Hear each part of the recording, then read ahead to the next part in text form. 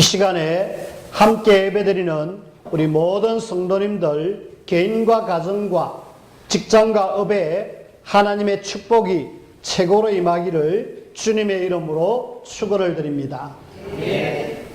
우리 렘넌트 할머니 이야기인데요. 이 할머니 지난주 화요일 이렇게 만났습니다. 우리 할머니가 16살 때까지 교회를 다녔어요. 그리고 시집을 가가지고 그 뒤로는 이제 교회하고 거리가 멀었죠.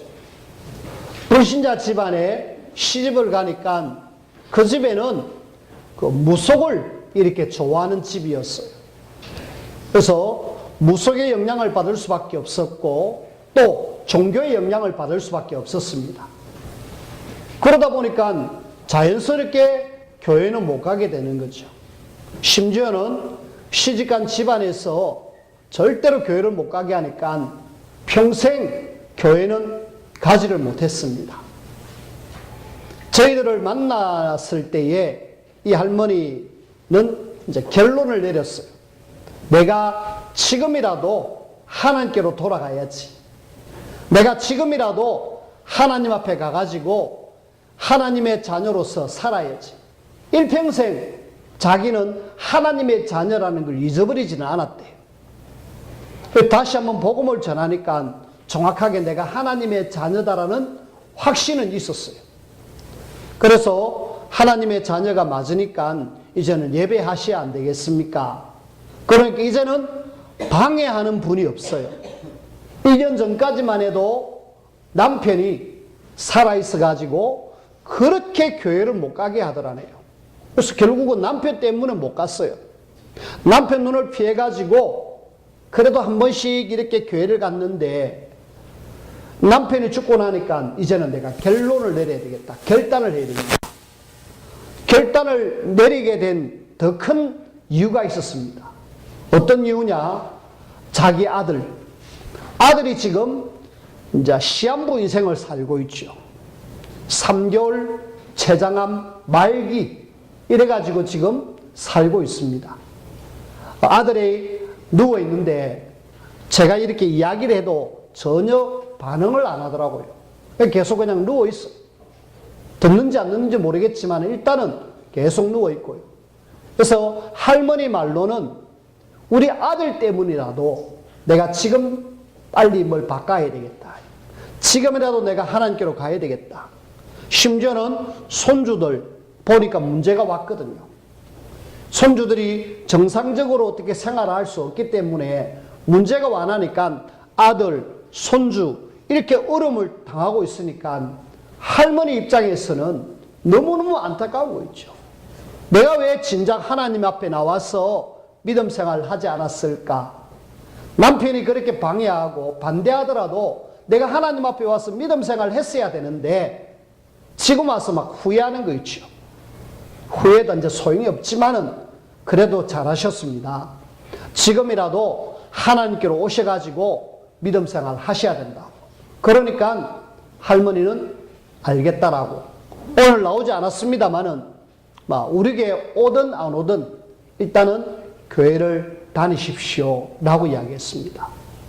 저는 그 할머니 이야기를 들으면서 어렸을 때 들어간 신앙, 어렸을 때 들어간 그 믿음 평생 가는 거 있죠. 비록 불신자 집안에 시집 가가지고 그렇게 일평생 동안 교회하고 담을 쌓았지만은 그 마음속에는 늘 내가 하나님의 자녀다. 우리 아들 문제가 오니까 하나님 나를 좀 도와주세요. 내가 지금 도움받을 때는 하나님밖에 없습니다 라고 하면서 하나님을 찾는 거 있죠. 그래서 어렸을 때에 정확한 복음이 들어가고 정확하게 하나님의 자녀의 신분 권세가 이렇게 심겨진다라면 평생 그것을 떠나지 않는다라고 저는 확신을 하는 거 있죠. 뿐만 아니라 이 할머니를 보면서 만남의 축복이 얼마나 중요한지. 안타깝게도 불신결혼을 했잖아요. 불신결혼을 해가지고 아마 본인이 원하든 또 원하지 않았든 그렇게 해서 결혼을 했습니다. 근데 그 결혼이 평생 그에게 이렇게 발목을 잡을 줄 누가 알았겠습니까? 본인은 하나님의 자녀인데 예배하기를 원하는데 그 시어머니가 자기로 하여금 무속하는 데 데려가고 자기로 하여금 저 종교하는 데 데려가고 그래가지고 일평생 동안 이렇게 힘들게 살았다. 그래서 만남의 축복이 얼마나 중요한지. 그리고 또 하나 깨달은 것이 뭐냐면은 하나님은 하나님의 자녀를 끝까지 놓치지 않는구나. 문제를 줬어라도 하나님 앞에 돌아오게 하는구나. 할머니가 실제로 이제 돌아올 거예요. 우리 교회를 오든지 아니면 다른 교회를 가든지 분명한 것은 내가 하나님께로 갈 거예요. 이미 나는 결단했습니다. 라고 이야기했습니다. 그래서 제가 지난 주일날 삼오늘 속에서 오늘의 전도 거기에 이름을 적어놓고 기도했던 사람이거든요. 그렇게 해서 만나졌습니다. 저와 여러분들이 계속해서 누군가를 두고 기도한다라면은 어느 날 하나님의 시간표를 주시겠죠. 우리 성도 중에 남편분이 지금 병원에 입원해가지고 힘들어 계시는 분이 있습니다. 아직까지는 시간표가 아니라서 만나지지를 못하는데 제 삼오늘 노트에는 그분의 이름을 적어놓고 계속 기도하고 있습니다. 여러분들에게 제가 지금 삼오늘 이야기를 하는 거예요.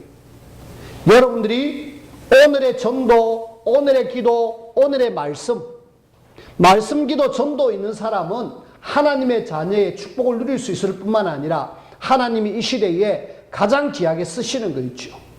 오늘 여러분들의 하나님의 말씀이 붙들리기를 바라고 그 말씀 속에서 기도가 되어지기를 바라고 그러면서 전도자의 축복을 누리는 우리 모든 성도님들이 되어지기를 주님의 이름으로 부탁을 드립니다.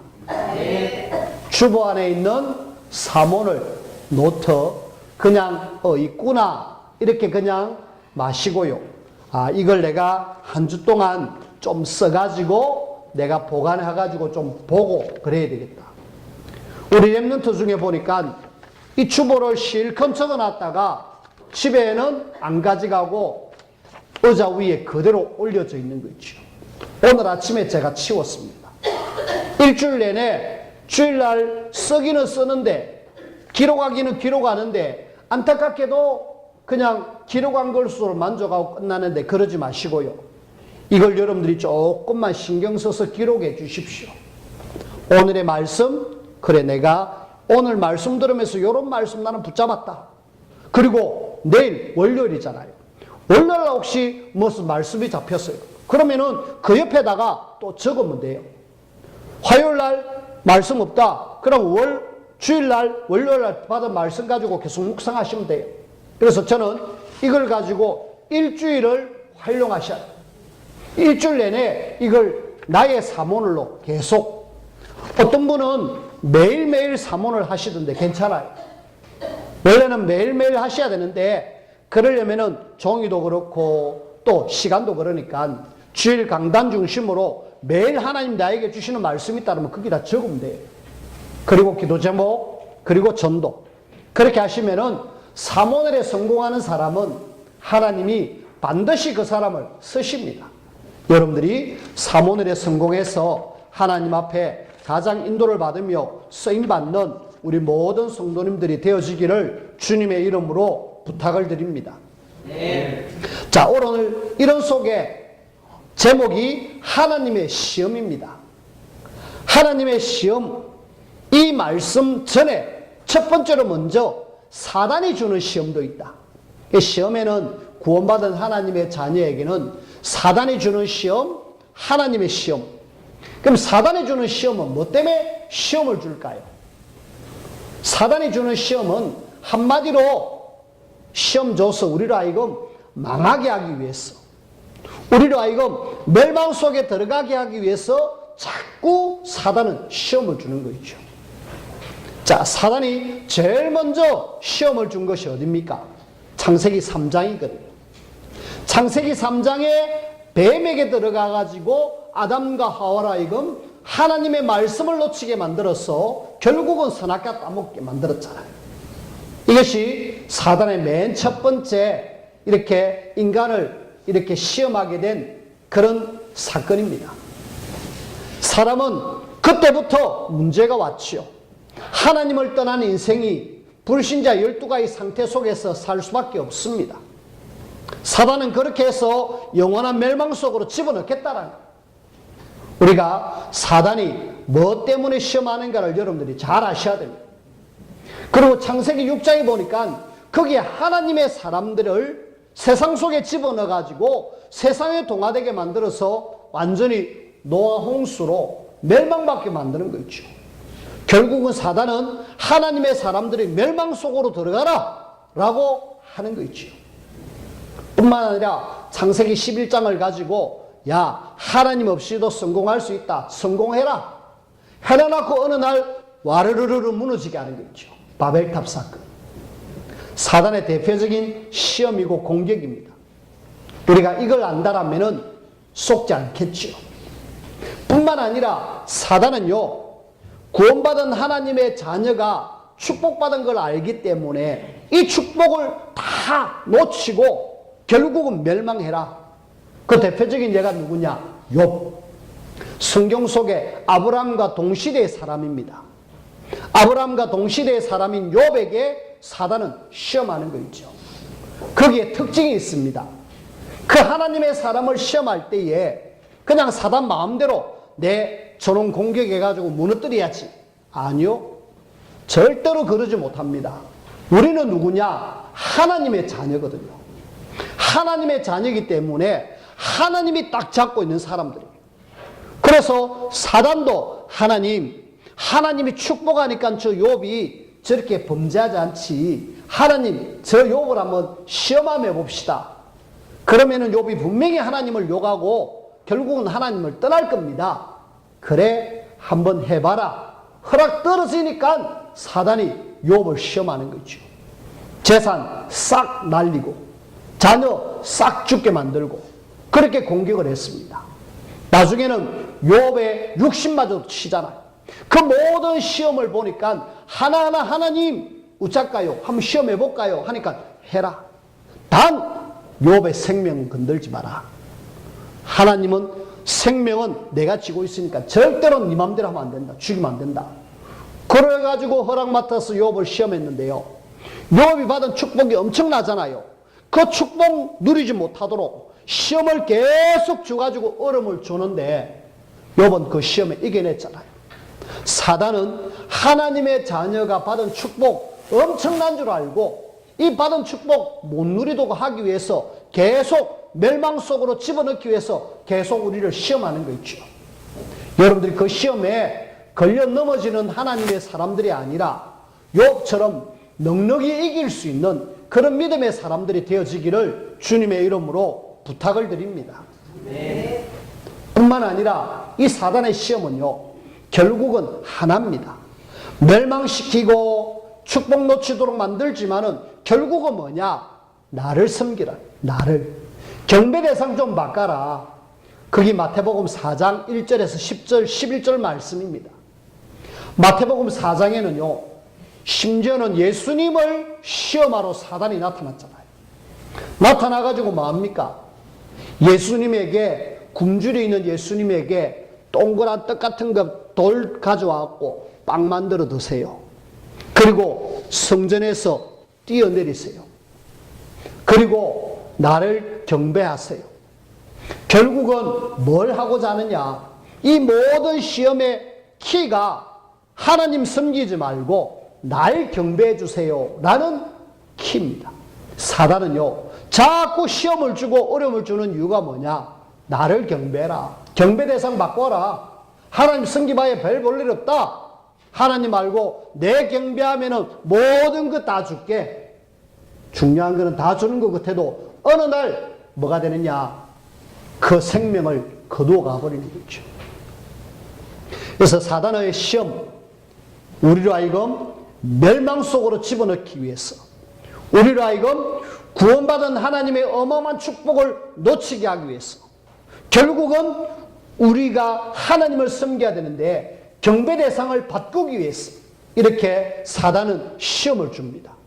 그러면은 이런 시험을 줄 때에 이걸 이겨내야 되잖아요.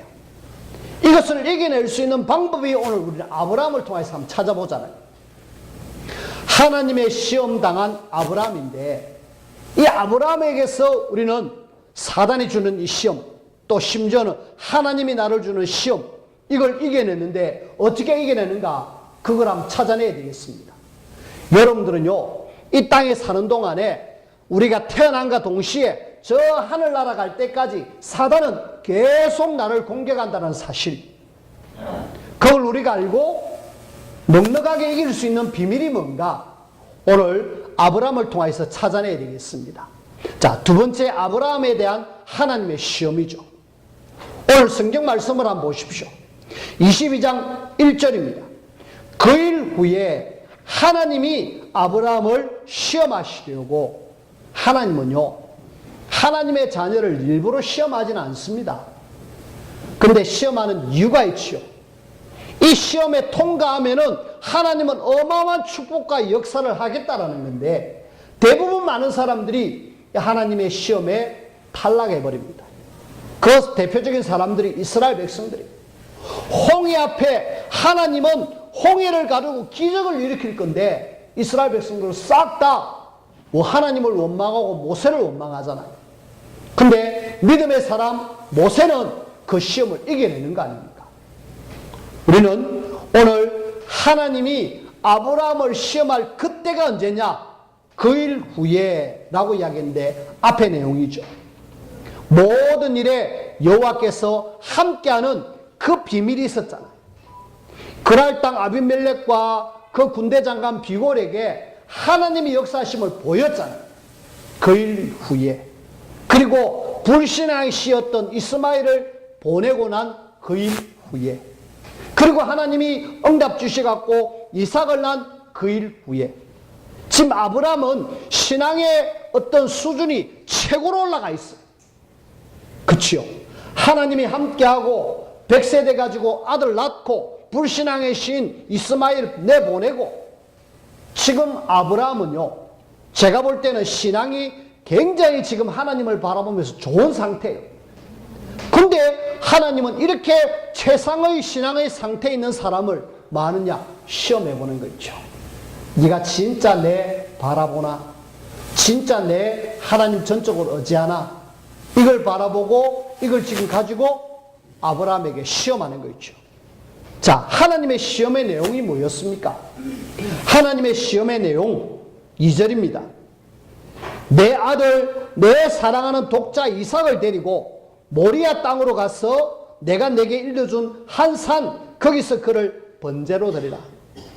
시험의 내용은 아들 이삭을 번제로 드리라는, 이제 이스마엘도 내보내놨고 하나밖에 없는 독자 이삭을 하나님은 이제 번제로 드리라는. 여러분, 번제가 뭘까요? 번제, 짐승을 잡으면 가죽을 벗기고요, 속에 있는 거 싹 내버리고요, 알몸으로 있는 짐승을 잘라가지고요, 이래가지고 제단 위에서 태워서 드리는 걸 번제라고 합니다.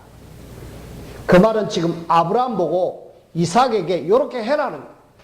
네 아들, 네가 정말 아끼고 100세 된 아들, 이제 그 아들을 내가 번제물로 받겠다는 거예요. 이게 지금 아브라함에게 있어서는 굉장한 시험이죠. 영적으로는 굉장히 충만한 상태가 있었지만은 이 시험이 사실은 아브라함에게는 굉장히 부담이 될 수도 있어요.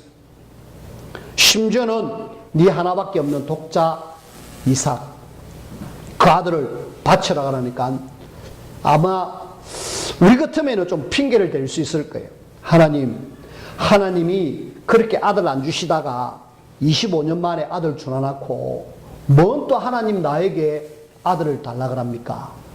라고 이야기할 수 있을 거예요. 그리고 그 아내 사라한테 이야기 한번 해보세요. 아니, 하나님이 갑자기 왜 그러시느냐고 그러면서 절대로 못 보낼 거예요. 그러나 아브라함은 그 하나님이 말씀 떨어지자마자 아내하고 의논 안 하고 내가 하나님 앞에 범죄하러 가겠다, 번제 드리고 오겠다 하고 그 바로 떠나죠. 사흘 길을 떠납니다. 우리가 작심삼일 있듯이 3일 지나면은요, 생각이 많이 바뀝니다. 3일 동안 길을 가는 동안에 하나님이 왜 이러시지? 내 하나밖에 없는 아들, 이 먼 거리까지 와서 하나님 앞에 번제물로 드리라니 이게 무슨 말이냐? 라고 하나님 앞에 한탄할 수 있었겠지만은, 근데 아브라함 입장에서는 전혀 그런 모습이 안 보이는 거죠. 심지어는 아들하고 이제 모리아 산으로 올라가면서 아버지, 불과 나무는 여기 있는데 재물은 있습니까? 했을 때에 아브라함 입장은 덜컥했을 거예요.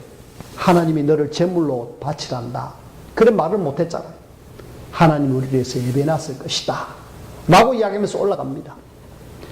아브라함 생각에는, 머릿속에는 많이 복잡했을 거예요. 근데 성경은 복잡도 안 합니다. 오늘 여러분들이 아브라함이 하나님의 시험을 잘 이겨내는 모습을 한번 보십시오. 먼저 5절입니다. 5절에 보니까 3일 길을 걸어가 가지고 하나님이 예배하신 모리아산에 도착했어요. 그리고 종들에게는 이야기합니다. 혹시 방해할까 싶었어.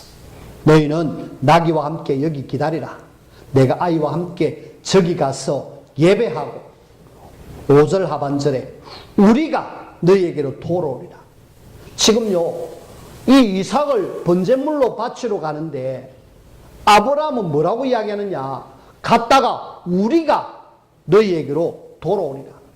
뭘 갖고 있느냐 하면은 하나님이 내 아들 번제물로 바치라고 했는데 우리가 돌아온다는 말은 내 아들 안 죽인다, 이런 어떤 확실한 믿음이 있는 거 있죠. 이 믿음이 이 창세기 22장에는 안 나와요. 근데 로마서 4장 17절 18절 말씀이 아브라함이 모리아산에서 이삭을 바치는 그런 내용인데, 거기 17절에 보니까 하나님은 죽은 자를 살리시며 없는 것을 있는 것으로 하시는 분이시다. 뭘 갖고 있느냐? 하나님에 대한 믿음. 오늘 저와 여러분들이 사단의 시험을 이길 수 있는 제일 첫 번째 키가 뭐냐? 믿음. 하나님은 믿음 가진 자가 어떤 시험이 와도 흔들리지 않고 이겨낼 수 있는 하나님의 사람이란 사실을 여러분들이 명심하시고, 하나님을 믿으니 또 나를 믿으라고 하신 그 예수 그리스도의 믿음과 하나님에 대한 믿음 가지고 어떤 속에서도 흔들리지 마시길 바랍니다. 분명합니다. 이 믿음이 결국은 승리하거든요. 심지어는 우리가 이 믿음뿐만 아니라 이 아브라함이 믿음과 함께 또 가진 것이 있어요. 그래서 성경을 한번 찾아봐야 되겠습니다. 히브리서 11장입니다. 히브리서 11장 17절인데요. 제가 한번 읽어볼게요. 아브라함은 시험을 받을 때에 믿음으로 이삭을 드렸으니 그는 약속들을 받은 자로 돼. 여기 보니까 그는, 아브라함은 약속들을 받았다. 그 외아들을 드렸다. 18절에 그에게 이미 말씀하시기를, 아브라함이 뭘 갖고 있느냐? 말씀을 잡고 있다. 믿음을 갖고 있으면서 말씀을 잡고, 하나님이 나에게 말씀 주셨지 않습니까? 하나님이 말씀 주신 것, 이거 내가 붙잡고 있습니다.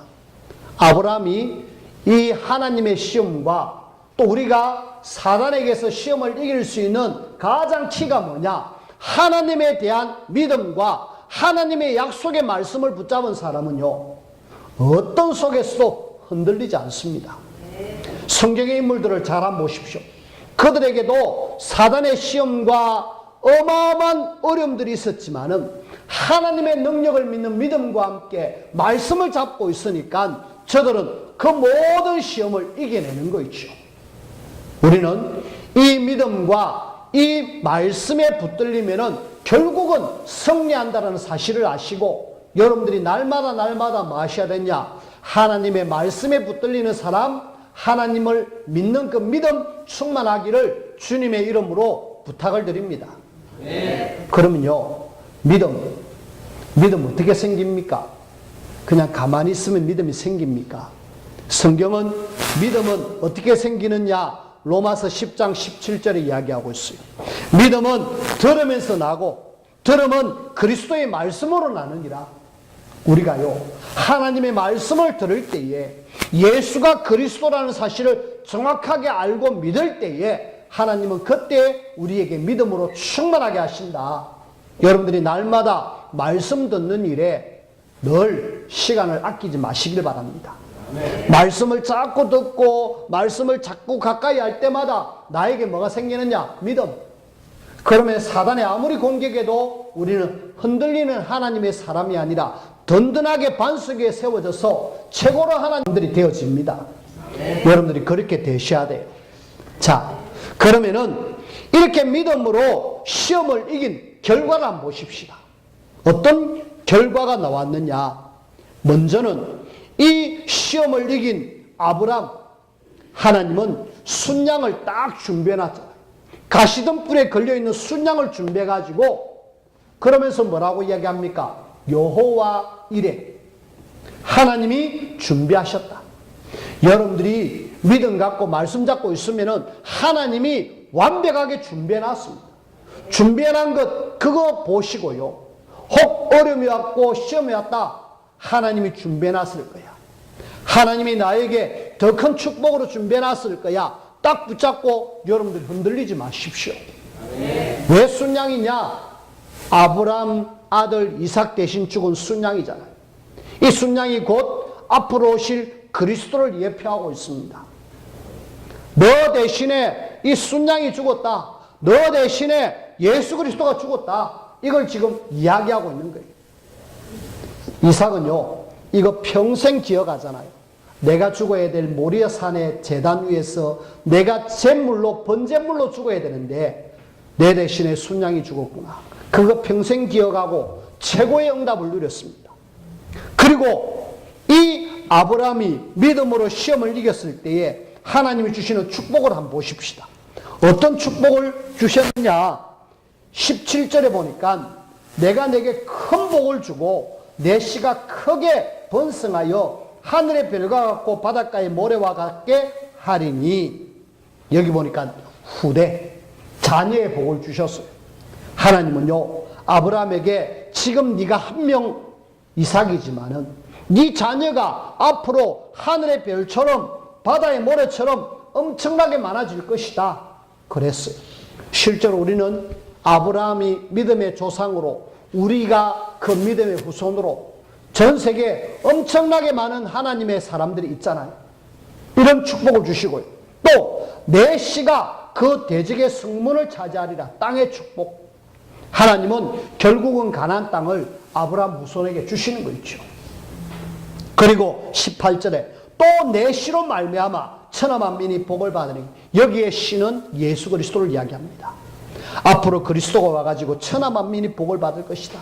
아브라함과 다윗의 자손 예수 그리스도의 족보다. 마태복음 1장 1절. 하나님은요, 그 아브라함에게 그 메시아가 태어나게 하기 위한 믿음의 조상으로 하나님이 삼아주시는 거예요. 뭐 할 때요? 하나님이 주신 시험을 통과했을 때. 자, 그럼 아브라함은 축복받고 말았느냐?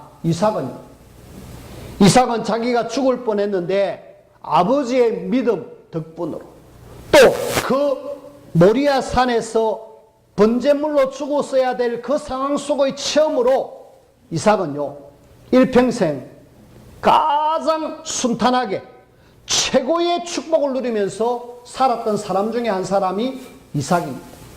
농사를 지었는데 1년에 100배, 100년 먹을 그런 농산물이 나왔고요. 샘만 팠다 그러면은 샘의 근원이 나왔고요. 그러면서 이삭의 별명, 형통, 이삭의 이름의 뜻, 웃음. 일평생 동안 형통하면서 웃음 지으면서 살았던 가장 행복한 사람이 되어졌습니다. 말씀을 맺습니다. 오늘 저는 하나님의 시험에 대한 이야기를 했거든요. 여러분들이 사단은 우리를 멸망하는 그런 시험을 주지만은 하나님은 우리로 하여금 멸망하기 위한 시험이 아닙니다. 하나님이 하나님의 자녀의 믿음을 달아보고 축복 주시기 위한 시험이었어요. 그 모든 시험을 이길 수 있는 비밀이 뭡니까? 하나님이 준비하셨다 여호와 이레라는 확신 딱 붙잡고 하나님을 바라보는 믿음, 하나님의 말씀을 붙잡는 그 말씀 붙잡음, 이걸 통해서 결국은 하나님의 자녀는 승리하게 되는 거죠.